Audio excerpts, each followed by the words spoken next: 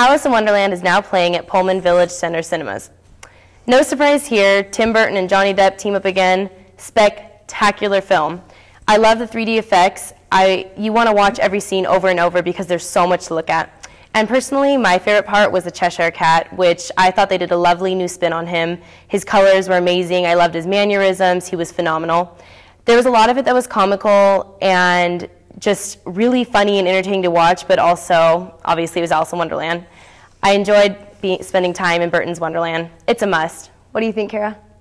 Well, I totally agree with you, Dana. I think this was a brilliant Tim Burton twist on the Lewis Carroll's original story. The best part about this movie is that it's visually stimulating. The color themes are so crazy, and they just, especially because it's in 3D. And then there's just bizarre costumes, and everybody looks so weird, and it's so Tim Burton. And I definitely think Johnny Depp and Helena Bonham Carter, they've worked together so many times. They worked together in Sweeney Todd, Charlie and the Chocolate Factory, The Corpse Bride, and so many other Tim Burton films. I think it's a must, and I definitely think that this is the first time in a long time we've given both movies a must. So, trying to figure out what to rent over spring break? Let our DVD reviewers make your choice easier. Hey guys, it's Lauren. And Eric. Here for your DVD reviews of the week. Director Spike Jonze is at it again with his huge blockbuster film, Where the Wild Things Are. Taken from the Child book written in 1963. You know, I actually have an autographed copy of that book. Really? I love that book. My mom read to me every night. Men too. This flick definitely lived up to its standards. Actually, it exceeded its standards by far. Shot in an indie-like setting, Where the Wild Things Are had a very dark and mysterious side, just like the book itself. If I was a younger kid, however, it might have been too dark for me. Somewhat scary, actually. But overall, this film gave me a warm feeling in my heart and soul. With newcomer Max Records playing the main character, he not only made the movie, but he was the only kid that could have made the role. The soundtrack was amazing as well, all produced by the amazing musician Karen O from the Yeah Yeah Yeahs. The best part of the movie is by far the animations and portrayals of the wild things. The DVD special features include different series of Where the Wild Things Actually Are, a feature where Karen O and the kids take over, and a prank on the director, Spike Jonze. Where the Wild Things Are is now out for you to own and experience. So Eric, what did you choose? Well, Lauren, I reviewed Gentlemen Broncos. It is from the co-director and writer of Napoleon Dynamite. I know what you're all thinking, this movie's gonna suck. And you'd be thinking that, because Napoleon Dynamite was awful. I loved Napoleon Dynamite.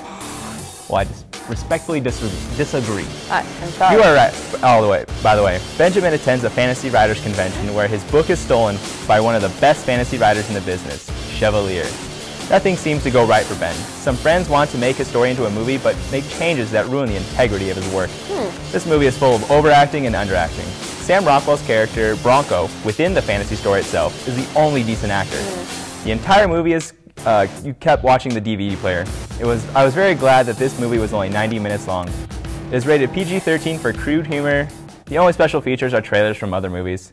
Please stay away from this movie like a UW prostitute. Back to you, Dana and Kara. Thanks, guys. Didn't get enough movie overload this weekend with the Oscars? Let's hear what else is going on in the movie world from Veronica. Thanks, ladies. Okay, people, what lovable blue figures were originally created by a Belgian cartoonist and then whisked away to America? And no, it's not Avatar, it's the Smurfs. And Neil Patrick Harris will be starring as the live-action characters in the movie scheduled for release in July 2011. I love how America's best shows are always stolen from some other country. And Robert De Niro and Bradley Cooper will be starring in The Dark Field, which revolves around the discovery of a designer drug. Now, I've always found it funny. That's our scientists who create these great discoveries. Yay! You created meth and now we have crazies running around Spokane. The Hangover is now the #1 comedy of all time on the DVD charts. And speaking of DVDs, Fight Club's 10th anniversary edition is now out on Blu-ray. This movie makes me want to do two things. One, find Brad Pitt and madly make out with him. And two, start my bike gang called the P-Town Posse. And lastly, the Oscars were on last night, and one of the best parts about the Oscars is seeing what the celebs roll in wearing. Just because it says designer does not mean it's pretty. Save your weird outfits for when you want to go out with Lady Gaga. And that's your insight to what's happening in Hollywood. Back to you guys. Great update, Veronica. So Dana, do you like action flicks? Oh, absolutely. Well, then you're going to love Pearl Dub's segment this week. Take it away, boys. Well, bam! Action hero Alex Pearl here. And action hero Will here to bring you our favorite action movies in the form of a top 5 list. Well, we got a problem, over. What's that, Alex? Over. There are way too many awesome action movies to fit into one top 6 list, over. Affirmative. Well, looks like we're just gonna have to kick some movie butt then. Number 5. It's a movie about living free and dying hard. It's Die Hard.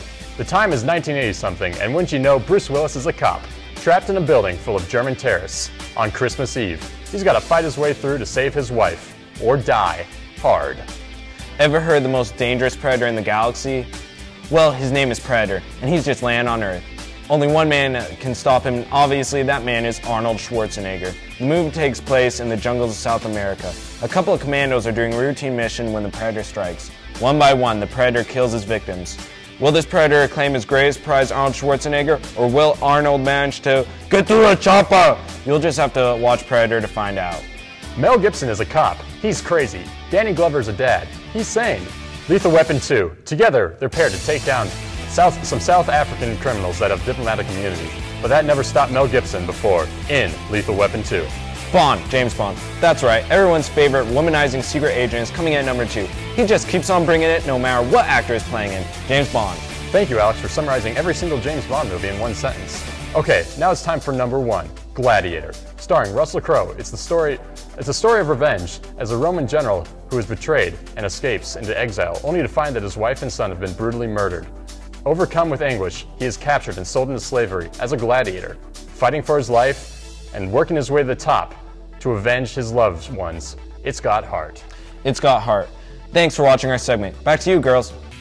That's all the movie madness we have for you this week. Catch us next week for an all-new episode after spring break. Stay tuned to Cable 8, Channel 8 for more episodes here on Always on the Movie.